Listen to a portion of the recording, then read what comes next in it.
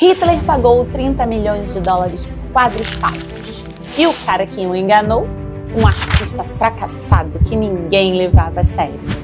Essa é a história de como Hans van Meegeren destruiu o maior sonho de Hitler, usando apenas tinta e pincéis. Para entender essa história, precisamos voltar à Holanda dos anos 1930. O país ainda estava em paz, mas já sentia a pressão da Alemanha nazista na fronteira. A Holanda vivia sua tradição de neutralidade, rica em arte e cultura, com Amsterdã sendo um dos principais centros de comércio de arte da Europa. Era nesse ambiente que Hans van Meegeren, um artista de 40 anos, lutava desesperadamente por reconhecimento. Ele era tecnicamente talentoso, mas ignorado pela elite artística holandesa. Seus quadros não vendiam. Os críticos desprezavam-no como um ultrapassado.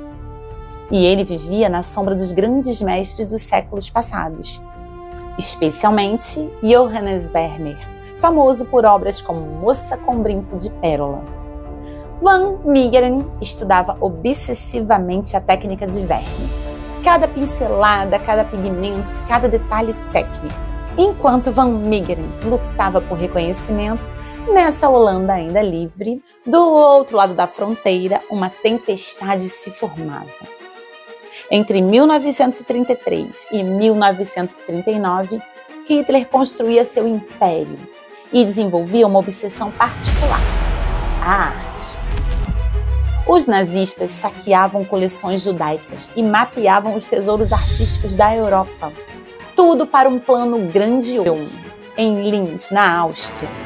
Hitler queria criar o maior museu de arte do mundo e planejava pessoalmente cada detalhe: arquitetura, iluminação, espaçamento entre os quadros. Foi então que Van Meegeren teve uma ideia diabólica. Se os nazistas queriam tanto os mestres holandeses, ele daria exatamente o que eles queriam. Não obras roubadas, mas descobertas de obras perdidas de Vermeer. O plano exigia perfeição técnica absoluta e ele não podia apenas pintar como Vermeer. As obras precisavam passar por qualquer teste científico da época.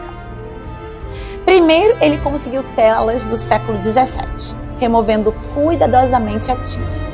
Depois, criou tintas com pigmentos da época: lápis azul para o azul, cinábrio para o vermelho. O golpe de mestre foi o envelhecimento. Ele usou formaldeído e químicos para endurecer a tinta rapidamente, simulando séculos de ressecamento natural. Ele aplicava sujeira e verniz antigo autêntico. E o resultado?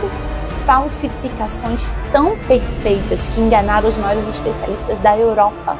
Em 1937, Van Meegeren completou sua primeira obra-prima: Cristo em Emaús, supostamente um Vermeer perdido há séculos.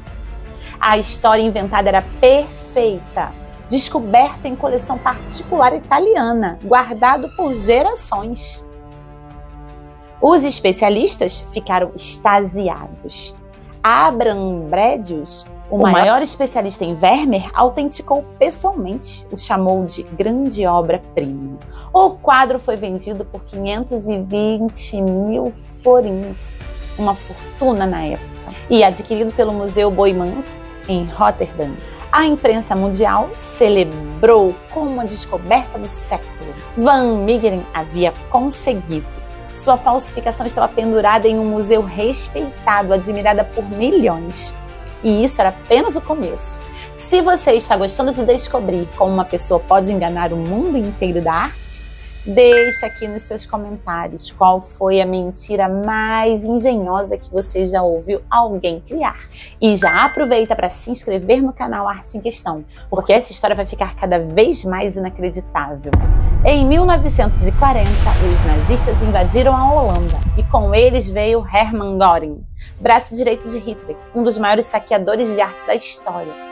Göring tinha uma coleção gigantesca, sabe? E estava obcecado em conseguir peças para o Führer Museum. Van Meegeren percebeu a oportunidade de sua vida. Começou a produzir mais Vermeers perdidos. E dessa vez, seus clientes seriam os próprios nazistas. Entre 1940 e 1943, ele criou várias obras, como A Última Ceia, Isaac abençoando Jacó, A Lavagem dos Pés de Cristo, cada uma supostamente um tesouro perdido na Idade do Ouro holandesa. E os nazistas compravam tudo sem questionar. Göring pessoalmente adquiriu várias peças, pagando fortunas em dinheiro, ouro e até obras roubadas genuínas. Mas aqui está o detalhe mais incrível. Uma das falsificações, a mulher adúltera foi trocada por 127 obras autênticas. Obras que seriam levadas para a coleção pessoal de Hitler.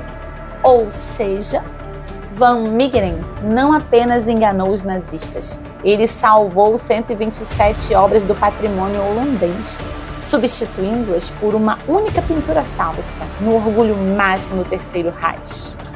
Total, Van Meegeren extraiu dos nazistas o equivalente a mais de 30 milhões de dólares atuais, enquanto Hitler sonhava com seu museu perfeito. Van Meegeren secretamente o contaminava com suas próprias criações falsas. Mas toda farsa tem um fim. Em 1945, com a derrota nazista, os aliados investigaram o saque de arte. E o nome de Van Meegeren surgiu nos registros. Ele foi acusado de vender obras do patrimônio holandês aos nazistas. Crime de traição, pena de morte na Holanda pós-guerra. Durante semanas, Van Meegeren permaneceu em silêncio. A situação era desesperadora. Como explicar que havia vendido tesouros nacionais sem soar como um traidor? Até que percebeu que a única forma de salvar sua vida era confessar um crime menor, falsificação de arte. Eu não vendi tesouros holandeses aos nazistas, declarou. Eu os enganei. Todas aquelas obras eram falsas. Eu pintei cada uma delas com as minhas próprias mãos. E ninguém acreditou. Como aquele homem comum poderia ter enganado os maiores especialistas do mundo? Como poderia ter ludibriado Göring e indiretamente Hitler? Para provar sua inocência na traição, Van Meegeren fez o impensável. Pintou uma falsificação na prisão, sob supervisão total. Ele criou Jesus ensinando no templo, mais uma obra perdida de Vermeer, agora atrás das grades. E os especialistas analisaram e confirmaram. As técnicas eram idênticas, os pigmentos modernos. As obras-primas de Hitler eram falsificações geniais e a reação do público holandês foi surpreendente. Em vez de condená-lo, muitos o viam como um herói nacional. O homem que enganou os nazistas, que sabotou os sonhos artísticos de Hitler e ainda recuperou milhões roubados do país. Ele havia transformado a obsessão nazista em armadilha. E no final, Van Meegeren foi condenado a apenas 1 ano de prisão por falsificação. Uma sentença leve, comparada à pena de morte por traição. Ele se tornou celebridade nacional, mas morreu pouco depois, em 1947, aos 58 anos. Ironicamente, suas falsificações hoje valem mais como Van Meegerens do que quando eram vendidas como Vermeers.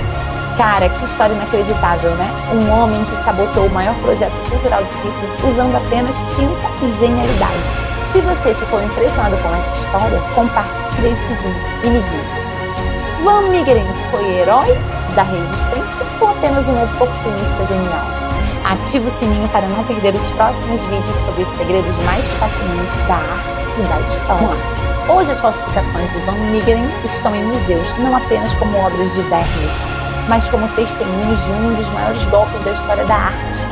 Elas nos lembram que às vezes a linha entre a arte e a resistência é mais tênue do que imaginamos.